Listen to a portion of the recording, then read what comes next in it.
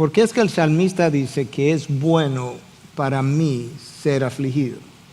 El salmista no dice, fue bueno para mí ser afligido en tiempo pasado.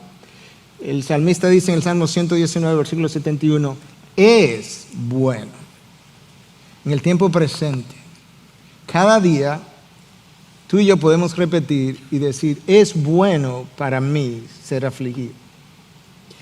Si no lo crees, recuerda algo. Es que la palabra de Dios es más cierta que lo que tú y yo podemos pensar o sentir. Y lo que necesitamos es descubrir cómo es que es bueno para mí ser afligido. Por eso es el salmista inspirado por Dios. No nos gusta hablar de este tema. No nos gusta pensar que en el día de mañana yo estaré pasando por allí. Pero en mi reflexión yo concluía que la única razón por la que no nos gusta hablar de este tema es porque en nuestra escala de valores el dolor tiene una connotación negativa. La muerte tiene una connotación negativa. En la escala de valores de Dios es completamente lo opuesto. Dios dice que bueno es a los ojos de Dios la muerte de sus santos. Dios no ve la muerte como algo negativo, Dios ve la muerte como algo bueno para aquellos que le conocen. Dios no ve el dolor y la aflicción como tú y yo la vemos, porque Dios declara a través de su salmista que es bueno para mí ser afligido. La pregunta que tú y yo tenemos que hacernos es, ¿qué es lo que hace que Dios valore la misma experiencia de una manera distinta como tú y yo la valoramos?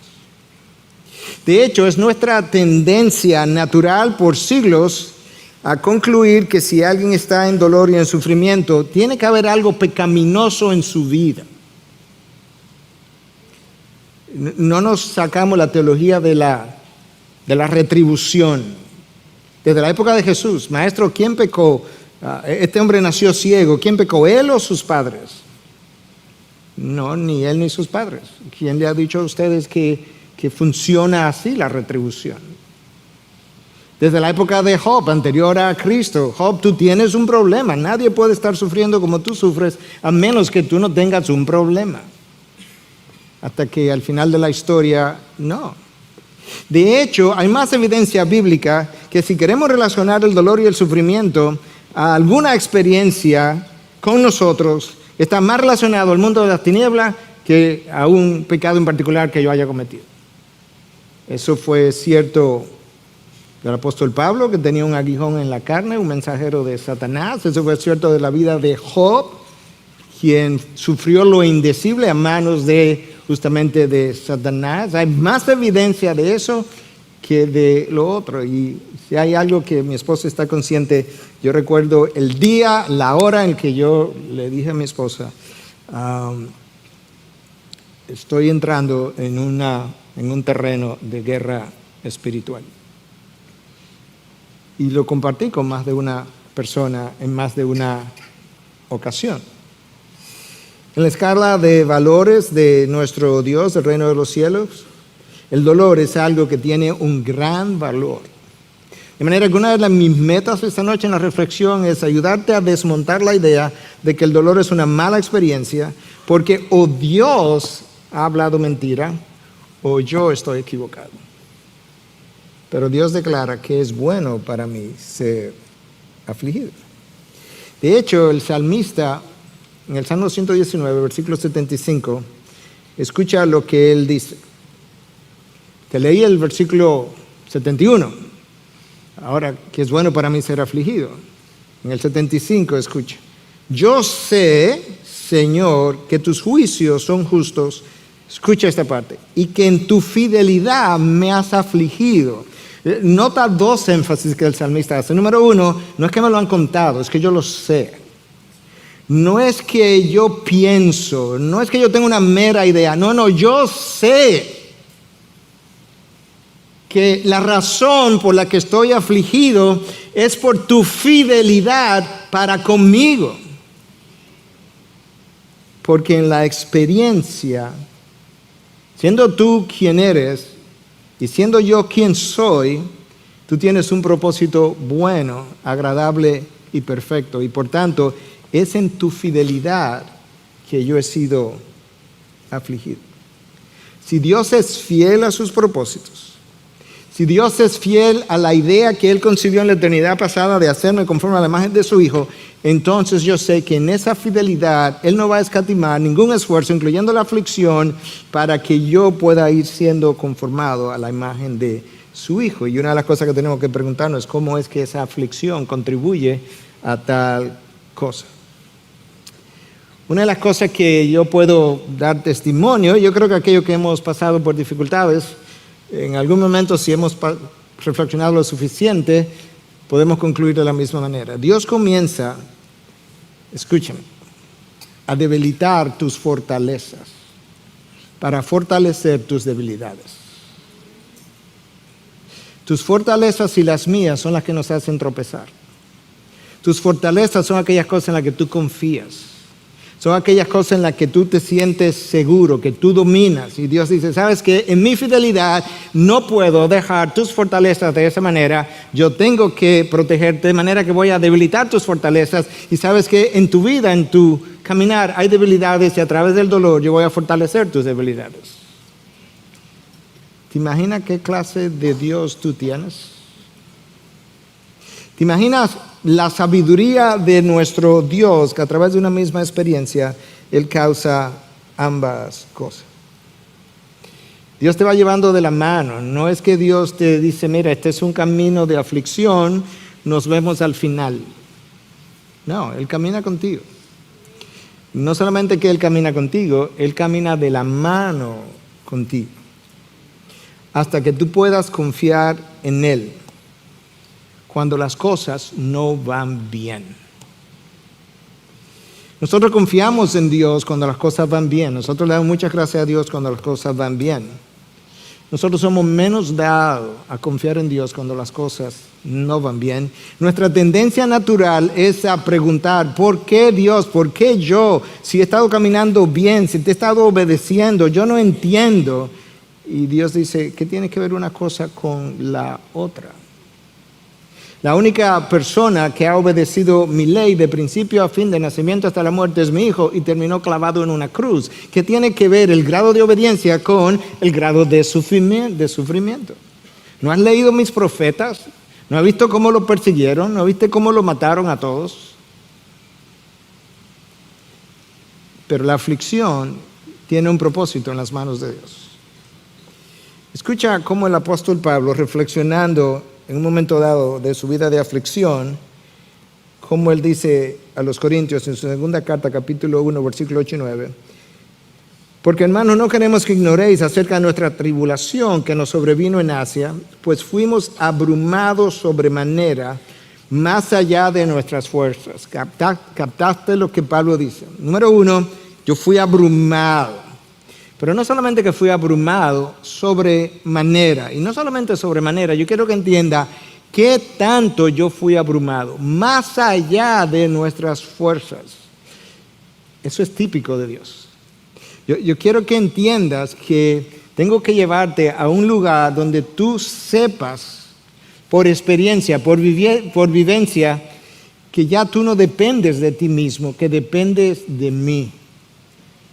Y el apóstol Pablo dice, yo pasé por ahí donde Dios me llevó a un estado tal que estaba más allá de lo que yo podía soportar, de tal modo que aún perdimos la esperanza de conservar la vida. Ya Pablo no pensaba que seguiría viviendo. Pero, el pero introduce el contraste. Tuvimos en nosotros mismos la sentencia de muerte. Escucha ahora cómo Pablo nos explica en detalle para qué Dios permitió que él fuera abrumado más allá de sus fuerzas. Para que no confiésemos en nosotros mismos, sino en Dios que resucita a los muertos. ¿Viste claramente la frase para qué, causa, efecto? Dios permitió esto para que ocurriera esto. Pablo estuvo en el tercer cielo. El autor de la mayor parte del Nuevo Testamento, cuando tiene que ver con las epístolas, dice, Dios me llevó a un punto donde ya yo no confiaba en que podía sobrevivir, fui abrumado más allá de lo que yo podía soportar, para que yo, Pablo, el que estuvo en el tercer cielo, pudiera confiar, aprender a confiar, no en nosotros mismos, sino en Dios que resucita a los muertos. Nosotros confiamos demasiado en nosotros mismos. Nos gusta ser autosuficientes. Nos gusta ser autodependientes. No nos gusta recibir. Preferimos dar. No nos gusta confiar en el otro. No nos gusta esperar en el otro. Preferimos confiar en nuestros recursos, en nuestras finanzas, en lo que hemos guardado, en nuestras pólizas, en lo que tenemos. Pero cuando Dios comienza a quitarte cosas y comienza a quitarle a un Job sus propiedades, bueno, todavía me quedan mis 10 hijos. No, te quito los hijos también. Bueno, pero por lo menos me queda la salud. No, te quito la salud también.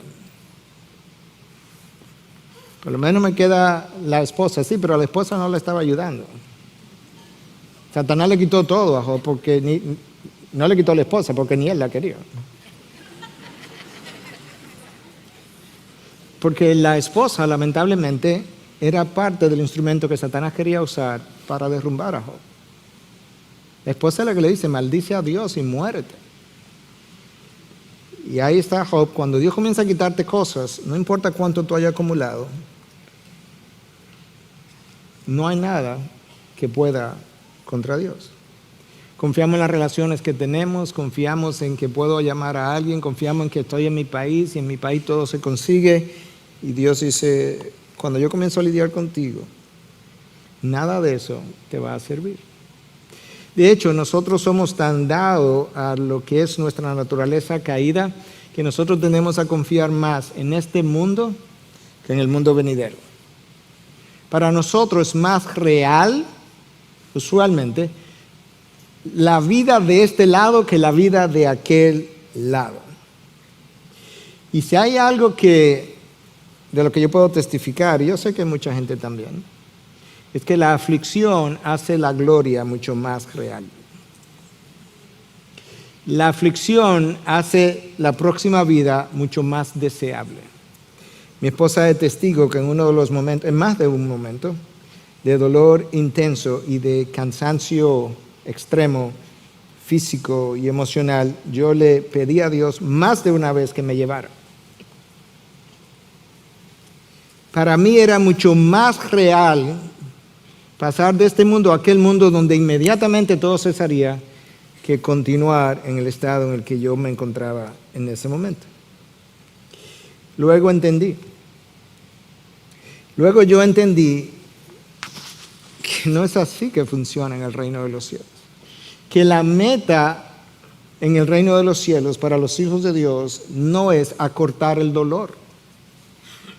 Que la meta no es aminorar la dificultad. Señor, ya llévame. No, esa no es la meta. La meta que Dios persigue, el objetivo que Dios tiene es que yo lleve a cabo el propósito para el cual Él me creó, Él me formó. Y que yo persista en fidelidad creyéndole a Él hasta que mi propósito haya terminado, aun si ese dolor termina consumiendo todas mis energías. De manera que el apóstol Pablo tenía razón cuando él escribe a los Filipenses en el capítulo 1 y le dice que para mí, mas si el vivir en la carne resulta para mí en beneficio de la obra, no sé qué escoger. Porque de ambas cosas estoy puesto en estrecho, teniendo deseo de partir y estar con Cristo, lo cual es muchísimo mejor. Pero quedar en la carne es más necesario por causa de vosotros. Ahí está Pablo diciendo, tú sabes que he pasado tanto, me han perseguido tanto, me han golpeado tanto, que yo quisiera irme también. Mi deseo es estar con Cristo. Pero, como no se trata de mí, ni se trata de acortar el dolor, si permanecer en la carne es más provechoso para vosotros, no me quiero ir. Y aunque yo nunca le comenté esto a mi esposa, pero después de haberle pedido al Señor que me llevara, gente vino a mi mente propósitos vinieron a mi mente. Y yo le decía al Señor entonces, no me lleves. No me lleves todavía. Porque no se trata de mí. Y yo tengo que caminar con alguna gente todavía. Y quiero caminar con alguna gente. De manera que es bueno para mí ser afligido. Es bueno para mí porque me ayuda a profundizar el entendimiento de los caminos de Dios, de los propósitos de Dios. Me va formando a la imagen de Cristo.